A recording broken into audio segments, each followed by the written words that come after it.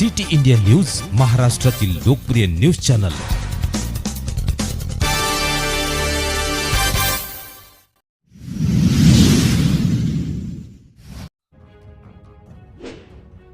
पुरणाची पोळी माहेरच्या मुलांच्या मुखी। रामलिंग महिला उन्नती बहुसामाजिक संस्थेच्या वतीने दरवर्षीप्रमाणे याही वर्षी होळी निमित्त माहेर येथील मुलांना पुरणपोळीचं जेवण दिले।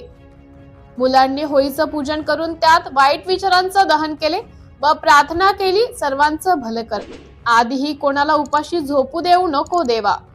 होळी हा सण मोठ्या उत्साहात साजरा केला जातो। प्रत्येकाच्या घरी पुरणपोळीचे जेवण असते।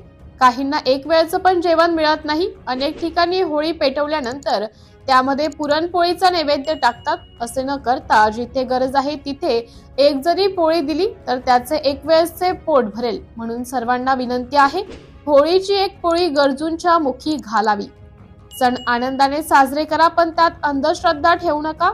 आज या मुलांना पुरणपोळीचं जेवण दिल्यानंतर त्यांच्या चेहऱ्यावरचे भाव शब्दात सांगता येत नाही।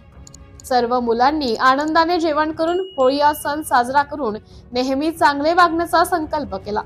यावेळी रामलिंग महिला उन्नती बहुसामाजिक संस्थेच्या अध्यक्षा राणी कर्डिले यांनी मुलांना नेहमी उच्च विचारणा करून एक चांगला माणूस म्हणून जीवन जगण्याचा व होळीच्या शुभेच्छा दिल्या।